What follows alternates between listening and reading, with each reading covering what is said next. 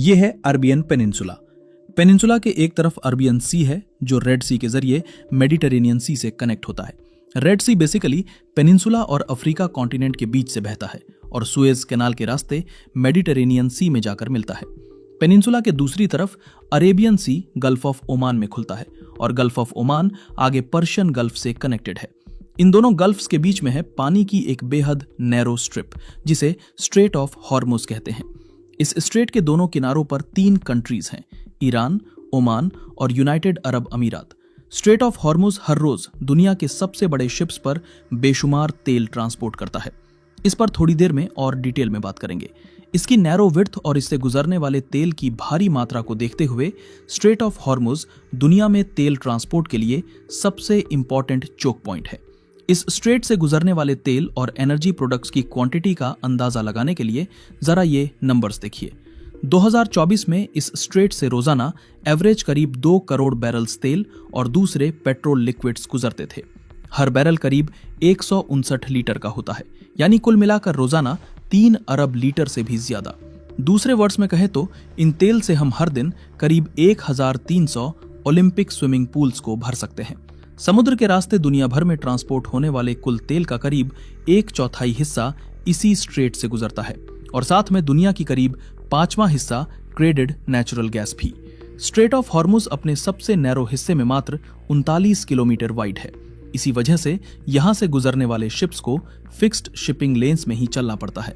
लेकिन इतना नैरो होने के बावजूद ये स्ट्रेट डेप्थ में इतना है कि दुनिया के सबसे बड़े शिप्स भी इससे आराम से गुजर सकते हैं। पर्शियन गल्फ से स्ट्रेट ऑफ हॉर्मुज के रास्ते बाहर निकलने वाले बड़े शिप्स को एक बेहद केयरफुली प्लान्ड रूट फॉलो करनी पड़ती है। पहली शिपिंग लेन ईरान के टेरिटोरियल वाटर से शुरू होती है। ये लेन 3 ऐसे आइलैंड्स के बीच से गुजरती है जो फिलहाल ईरान के कंट्रोल में है, लेकिन यूएई भी इन पर अपना क्लेम करता है। इसके बाद शिप को स्ट्रेट के सबसे नैरो हिस्से की लेन क्रॉस करने के लिए ओमान के टेरिटोरियल वाटर्स में एंटर करना पड़ता है। स्ट्रेट पार होने के बाद गल्फ ऑफ ओमान में और शिपिंग लेन है जो शिप्स को वापस ईरानी वाटर से होकर आगे ले जाती हैं। हमने बात की कि Persian gulf straight of Hormuz के जरिए मेडिटेरेनियन से कैसे कनेक्टेड है, लेकिन इंटरेस्टिंग बात यह है कि 2024 में स्ट्रेट से गुजरने वाले करीब 84% क्रूड ऑयल की डायरेक्शन बिल्कुल ऑपोजिट थी, यानी एशिया की तरफ, और उस ऑयल का ज्यादातर हिस्सा सिर्फ 5 देशों तक पहुंचता था: चाइना, इंडिया, जापान, सिंगापुर और साउथ कोरिया। ईस्ट एशिया के इन बड़े मार्केट्स तक पहुंचने के लिए ऑयल टैंकर्स को आमतौर पर एक और इंपॉर्टेंट ऑयल चोक पॉइंट से गुजरना पड़ता है, स्ट्रेट ऑफ मलाक्का, जिस पर शायद हम किसी और वीडियो में बात करें। तो स्ट्रेट ऑफ हॉर्मुज नैरो तो है ही, इतना नैरो कि ये पूरी तरह इसकी बाउंड्री कंट्रीज के टेरिटोरियल वाटर्स के अंदर आता है। इसका मतलब यह है कि इस स्ट्रेट में होने वाली कोई भी इंसिडेंट पूरे ट्रांजिट को रोक सकती है और वर्स्ट केस में कंट्रीज के बीच डायरेक्ट कॉन्फ्लिक्ट की वजह भी बन सकती है। जैसा कि आप लोग जानते ही होंगे कैसे अमेरिका और इस्राएल ने मिलकर ईरान पर अटैक करके ईरान के सुप्रीम लीडर अली खामेनेई को मार दिया था, जिसकी वजह से ईरान ने स्ट्रेट ऑफ हॉर्मुज को चोक कर दिया और वहां से गुजरने वाले शिप्स पर हमले करने लगा।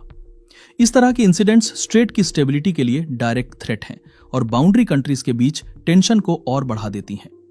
अब जब हम ये समझ चुके हैं कि straight of Hormuz global oil trade के लिए कितना जरूरी है, तो ये भी अंदाजा लगाया जा सकता है कि इससे तेल की सप्लाई में जरा सी भी रुकावट उन देशों के लिए कितनी तबाहकुन होगी जो इस तेल पर डिपेंड करते हैं, और उन देशों के लिए भी जो इसे बेचकर अपनी इकोनॉमी चलाते हैं।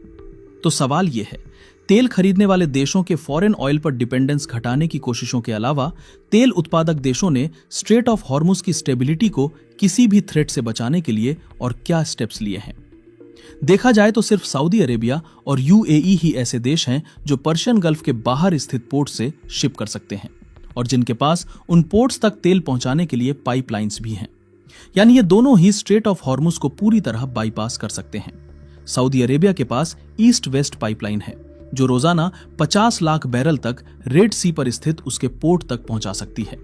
हालांकि इससे आमतौर पर इससे कम ही ट्रांसपोर्ट होता है। इसके अलावा एक नेचुरल गैस पाइपलाइन भी है जो रोजाना 3 लाख बैरल्स के बराबर गैस ट्रांसपोर्ट करने में कैपेबल है। यूएई के पास Abu Dhabi crude oil pipeline है जो तेल को डायरेक्टली गल्फ ऑफ ओमान तक पहुंचाती है।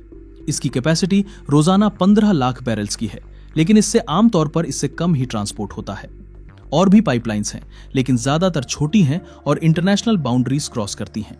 इसीलिए रीसेंट कॉन्फ्लिक्ट्स और देशों के बीच पॉलिटिकल डिफरेंसेस की वजह से इनका यूज लगभग बंद हो गया है। तो आखिर स्ट्रेट ऑफ हॉर्मुज का फ्यूचर क्या है? ये एक बेहद कॉम्प्लिकेटेड सवाल है और शायद इसका पूरा जवाब देना मेरे बस में नहीं। जैसा हमने जाना, इस स्ट्रेट की इंपॉर्टेंस को इस रीजन की जियोग्राफी और भी बढ़ा देती है, खासकर इसलिए कि कोई दूसरा viable alternate shipping root available नहीं है। लेकिन साथ ही यह भी मानना जरूरी है कि यह स्ट्रेट पूरी तरह कई देशों के टेरिटोरियल वाटर्स में है, यानी इस रीजन की पॉलिटिक्स सीधे इसकी स्टेबिलिटी को अफेक्ट करती है। स्ट्रेट ऑफ हॉर्मुज आने वाले वक्त में भी दुनिया के सबसे इंपॉर्टेंट शिपिंग रूट्स में से एक बना रहेगा।